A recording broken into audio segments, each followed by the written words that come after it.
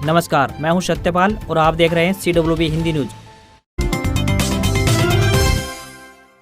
मौसम अपडेट। अगले कई दिन झमाझम बारिश के आसार, ये राज्य हो जाएं सावधान, IMD ने जारी किया अलर्ट। रविवार को देश के मैदानी राज्यों पंजाब, राजस्थान, पश्चिम उत्तर प्रदेश और हरियाणा के दक्षिण पूर्वी हिस्सों व NCR दिल्ली में मानसून गतिविधियां देखने को मिली, जबकि शेष हरियाणा में कुछ एक स्थानों पर बिखराव वाली बारिश दर्ज की गई। 8 से 12 अगस्त के दौरान उड़ीसा और छत्तीसगढ़ में धीरे धीरे पश्चिम उत्तर पश्चिम की ओर बढ़ेगा। आने वाले दिनों में संपूर्ण गुजरात, महाराष्ट्र, मध्य प्रदेश, छत्तीसगढ़, उड़ीसा और दक्षिण पूर्वी राजस्थान आदि राज्यों में धमाकेदार जबरदस्त बारिश हो सकती है। इस दौरान 50 से 62 किलोमीटर प्रति घंटे की रफ्तार से तेज हवाएं चलने की संभावना जताई गई है, जबकि इस दौरान हरियाणा, NCR, दिल्ली, पंजाब, उत्तर प्रदेश, बिहार और झारखंड आदि में बारिश की कमी देखने को मिलेगी। आज हरियाणा व NCR दिल्ली में उत्तरी और पश्चिमी हिस्से में हल्की बारिश की संभावनाएं बन रही हैं, जबकि शेष हरियाणा में बिखराव वाली बारिश होगी।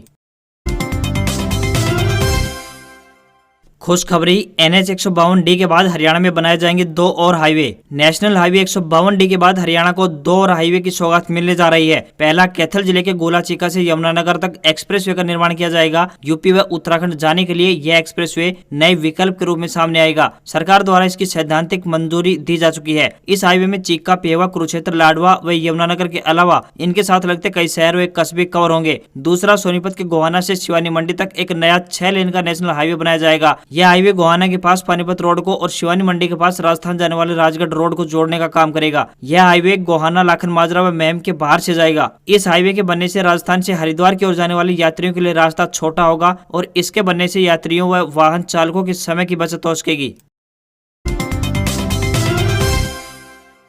कॉमनवेल्थ गेम्स में महेंद्रगढ़ का सूखा खात्मा। 10,000 मीटर वॉक रेस में संदीप पुनिया का ब्रॉन्ज मेडल। लंबा कदाया काम। हरियाणा के अंतिम छोर पर बसे महेंद्रगढ़ जिला का नाम भी अब खेल जगत में आ गया है। खिलाड़ी संदीप पुनिया इस जिला के पहले ऐसे खिलाड़ी हैं जिन्होंने कॉमनवेल्थ गेम्स में कोई मेडल जीता है। इंग्लैंड के बर्मिंघम में रविवार को गेम्स के 10वें दिन दोपहर करीब 3:30 बजे 10,000 मीटर वॉक रेस शुरू हुई। इसमें संदीप पुनिया ने कांस्य पदक हासिल कर लिया। संदीप महेंद्रगढ़ जिले के छोटे से गाँव सुरैती के रहने वाले हैं। गाँव सुरैती जाखल में किसान प्रीतम सिंह का बेटा संदीप पुनिया 14 सितंबर 2006 को GRO चरखी दादरी में भर्ती हुआ था।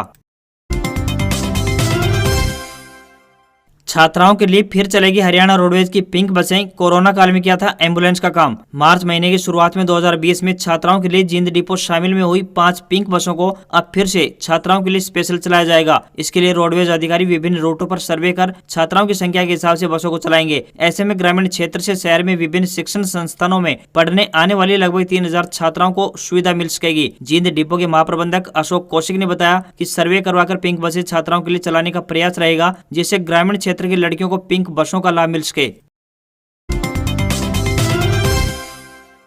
ITI ने बदला परीक्षा का पैटर्न। अब विद्यार्थियों को 2 के बजाय देना होगा सिर्फ 1 पेपर। आज से देश भर में शुरू होगी CBT की परीक्षाएं। देश भर में ITI कोर्स करने वाले विद्यार्थियों के लिए खुशखबरी है। इस बार परीक्षा देने वाले विद्यार्थियों को 2 नहीं बल्कि 1 ही पेपर देना होगा। निदेशालय द्वारा WCS और इंजीनियरिंग ड्राइंग विषय को मर्ज कर इसे थ्योरी के साथ अटैच कर दिया है। ऐसे में विद्यार्थियों को WCS और इंजीनियरिंग ड्राइंग विषय की अलग से परीक्षा नहीं देनी होगी। ऐसा नहीं है कि इन विषयों को हटा दिया गया हो, ये दोनों विषय रहेंगे, लेकिन इनका पाठ्यक्रम में कटौती की गई है। कौशल विकास और उद्यमिता मंत्रालय भारत सरकार द्वारा CBT परीक्षाओं के जारी शेड्यूल के अनुसार परीक्षा का आयोजन 8 से 30 अगस्त 2022 तक किया जाएगा। पानीपत रिफाइनरी में पराली से बनेगा एथेनॉल। PM मोदी 10 को करेंगे प्लांट का शुभारंभ। हरियाणा, NCR, दिल्ली क्षेत्र में घटेगा प्रदूषण। इंडियन ऑयल कॉर्पोरेशन लिमिटेड यानी IOCL की पानीपत स्थित रिफाइनरी में 2G एथेनॉल प्लांट का निर्माण कार्य पूरा हो गया है। वहीं 10 अगस्त को प्रधानमंत्री श्री नरेंद्र मोदी प्लांट का वर्चुअल शुभारंभ करेंगे। इस अवसर पर केंद्रीय पेट्रोलियम मंत्री हरदीप पुरी प्लांट में उपस्थित रहेंगे। वहीं 35 एकड़ भूमि में बने प्लांट के निर्माण कार्य में 909 करोड़ रुपए की लागत आई है। प्लांट का निर्माण जहाँ प्राज इंडस्ट्री लिमिटेड ने किया है, वहीं प्लांट में प्रतिदिन 1 लाख लीटर जैव ईंधन एथेनॉल का उत्पादन होगा। वहीं एथेनॉल का उत्पादन फसल के बचे हुए अवशेषों जैसे धान की पुराल व गेहूं के फानों आदि से होगा, जबकि एथेनॉल के साथ प्लांट में जैविक खाद भी बनेगा। इनकी किसानों को बिक्री की जाएगी। इससे जहां प्लांट की आमदनी बढ़ेगी, वहीं किसानों को आसानी से जैव खाद मिल सकेगा। इस खाद के प्रयोग करने से फसल की लागत कम होगी और उत्पादन अधिक होगा। उधर प्लांट के निर्माण से करीब 2,000 लोगों को प्रत्यक्ष व अप्रत्यक्ष रूप से रोजगार भी मिलेगा। Haryana monsoon session. मानसून सत्र आज से विभागों में तैयार हुए सदन के लिए जवाब, अवैध खनन, बेरोजगारी व भर्ती के मामले छाए रहेंगे। हरियाणा विधानसभा का मानसून सत्र इस बार कई मायनों में अहम साबित होने वाला है, क्योंकि विधानसभा अध्यक्ष ज्ञानचंद गुप्ता इसे पूरी तरह से पेपरलेस बनाने की तैयारी कर चुके हैं। वहीं गत दिवस बीएससी की बैठक में 3 दिनों तक चलने वाली इस सत्र की अवधि भी तय हो चुकी है। छोटा भले ही हो, लेकिन सदन की कार्रवाई हंगामेदार रहेगी। विपक्ष इसकी तैयारी में जुटा हुआ है। सदन में बेरोजगारी, अग्निवीर भर्ती, अवैध खनन, अवैध वाहन, कानून व्यवस्था, खनन माफियाओं द्वारा डीएसपी की हत्या जैसे मामले गूंजते हुए नजर आएंगे। नेता विपक्ष और पूर्व सीएम भूपेंद्र सिंह हुड्डा व उनकी पूरी टीम आक्रामक नजर आने वाली है। दूसरी तरफ राज्य सरकार के विभिन्न विभागों में इन दिनों सामान्य कामकाज बंद करके सदन में उठने वाले मसलों के जवाब तैयार किए जा रहे हैं। एसएससी जीडी कांस्टेबल की आएगी बम्पर भर्ती।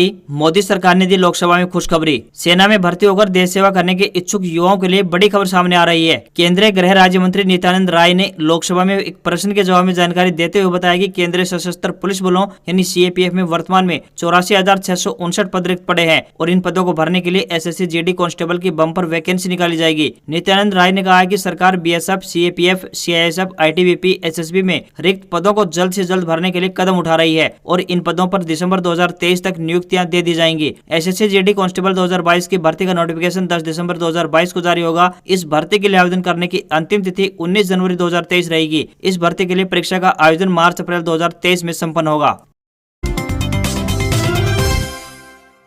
हरियाणा में यूजी कोर्स के दाखिलों में आज आखिरी दिन 12 अगस्त को जारी की जाएगी पहली मेरिट लिस्ट। उच्चतर शिक्षा विभाग हरियाणा की ओर से जारी शेड्यूल के अनुसार यूजी कोर्स में दाखिले के आवेदन के लिए आज आखिरी दिन है। जिन विद्यार्थियों ने अभी तक आवेदन नहीं किया है वह तुरंत आवेदन कर दें। सोमवार यानी आज के बाद आवेदन पोर्टल बंद कर दिया जाएगा। बता दें कि विद्यार्थियों की तरफ से आवेदन तिथि को आगे बढ़ाने की मांग लगातार की जा रही है, लेकिन अभी तक ऐसी कोई खबर सामने नहीं आई है। आवेदन प्रक्रिया के बाद दस्तावेज वेरिफिकेशन संबंधित कॉलेजों में किए जा रहे हैं। यदि दस्तावेज वेरिफिकेशन नहीं हो पाते तो कॉलेज के पास अपने स्तर पर आवेदन निरस्त यानी रिजेक्ट करने का भी शक्ति है। इसके लिए विद्यार्थियों को कोई भी नोटिस जारी नहीं किया जाएगा। पहली मेरिट लिस्ट 12 अगस्त को जारी की जाएगी। यूजी व पीजी के दूसरे व तीसरे वर्ष के दाखिले के लिए भी फीस जमा की जा रही है। इसके लिए 13 अगस्त अंतिम तारीख तय की गई है। विद्यार्थी ऑनलाइन या ऑफलाइन दोनों ही तरीकों से फीस जमा करवा सकते हैं। 16 अगस्त से विद्यार्थियों की कक्षाएं शुरू होने की संभावना है।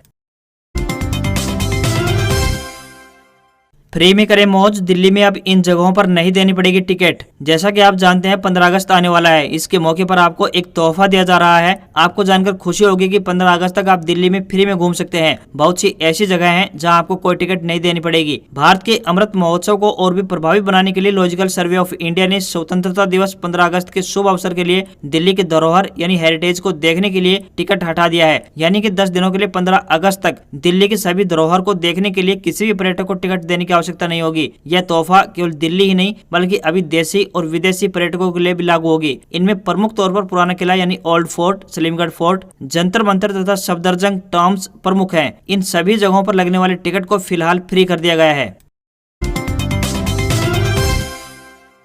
कॉमनवेल्थ गेम्स में हरियाणा का जलवा। पहलवानों ने लगाई मेडलों की झड़ी। रवि, विनेश, बॉक्सर अमित पंघाल और नवीन को गोल्ड, पूजा व संदीप को ब्रॉन्ज सरकार करेगी सम्मानित। कॉमनवेल्थ गेम्स में हरियाणा के पहलवानों ने शनिवार व रविवार को पदकों की झड़ी लगा दी। ओलंपिक रवि दहिया, विनेश फोगाट, बॉक्सर अमित पंघाल सरी के पहलवानों से तो गोल्ड की उम्मीद थी ही, लेकिन नवीन कुमार मलिक, पूजा गहलावत और दीपक नेहरा जैसे ऐसे पहलवानों ने भी गोल्ड और ब्रॉन्ज मेडल जीतकर हरियाणा की माटी की महक को विश्व भर में फैला दिया, जो पहली बार इतने बड़े मुकाबले में उतरे थे। पूरे देश ने 2 दिन में खेलों की दुनिया में हरियाणा का जलवा और यहाँ के दूध दही का दम देख लिया है। देश भर में कुश्ती का मतलब ही हरियाणा होकर रह गया है। शुक्रवार को बजरंग पूनिया, साक्षी मलिक, दीपक पूनिया और सुधीर डोचक ने गोल्ड अपने नाम किया था। वहीं अंशु मलिक ने सिल्वर और मोहित ग्रेवाल ने ब्रॉन्ज मेडल जीता था। इनमें से सुधीर पावर लिफ्टिंग का पैरा खिलाड़ी है और शेष सभी रेसलर हैं।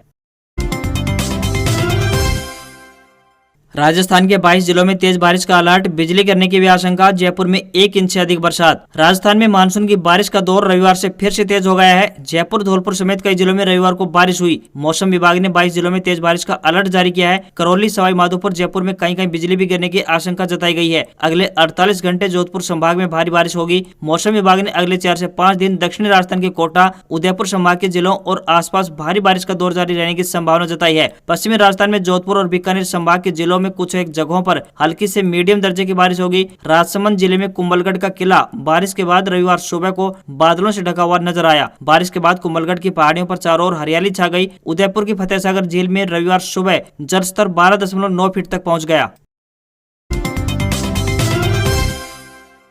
राजस्थान में सभी पशु मेलों पर सरकार ने लगाई रोक, गोगामेडी तेजाजी पशु मेले नहीं लगेंगे। लंपी वायरस के गोवंश में प्रकोप के कारण राजस्थान में सभी तरह के पशु मेलों पर सरकार ने रोक लगा दी है। 11 अगस्त से लगने वाले स्टेट लेवल के पशु मेले राजस्थान सरकार ने कैंसिल कर दिए हैं। आपको यहाँ पर बताते चले कि हनुमानगढ़ में गोगामेडी पशु मेला और नागौर के परबतसर में वीर तेजाजी पशु मेला तत्काल प्रभाव से निरस्त यानी रिजेक्ट करने के आदेश सरकार ने जारी कर दिए हैं।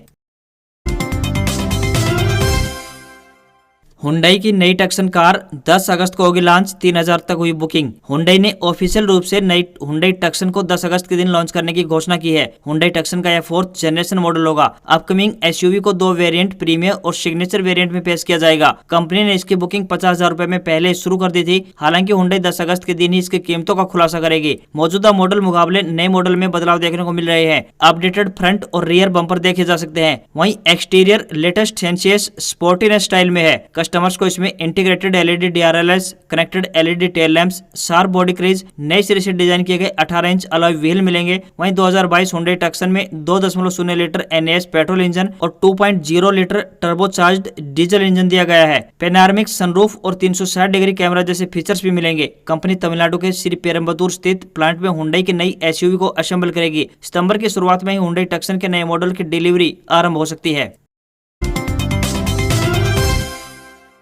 बीएसएफ में निकली 1000 से ज्यादा भर्ती, 10वीं और 12वीं पास कर सकेंगे अप्लाई, मिलेगी 46,000 रुपए सैलरी। बीएसएफ में जाने का सपना देख रहे युवक व युवतियों के लिए हेड कांस्टेबल बनने का एक शानदार मौका आया है। बॉर्डर सिक्योरिटी फोर्स ने 1312 पदों के लिए एक नोटिफिकेशन जारी किया है। ऐसे कैंडिडेट जो 10वीं व 12वीं और ITI कर चुके हैं उनके लिए 20 अगस्त से आवेदन की प्रक्रिया आरंभ होने जा रही है। आवेदन की प्रक्रिया ऑनलाइन होगी। योग्य कैंडिडेट बीएसएफ की ऑफिशियल वेबसाइट bsf.gov.in पर जाकर 19 सितंबर तक अप्लाई कर सकेंगे। जरूरी योग्यता की बात करें तो head constable radio operator RO के लिए 10वीं और 12वीं पास होना चाहिए। Head constable radio mechanic RM के लिए 10वीं 12वीं के साथ ITI भी होनी चाहिए। जनरल कैंडिडेट के लिए 18 से 25 साल के बीच आयु सीमा होनी चाहिए। बीएसएफ के 1312 पदों पर सिलेक्ट हो जाने के बाद कैंडिडेट को 7वें वेतनमान के अनुसार 25,500 रुपए से लेकर 81,100 रुपए लेवल 4 के आधार पर सैलरी मिलेगी। इसके तहत इन हैंड सैलरी की बात करें तो 45,800 रुपए इन हैंड सैलरी मिलेगी। आज खबरों में बस इतना ही। देखते रहिए CWB हिंदी न्यूज। नमस्कार।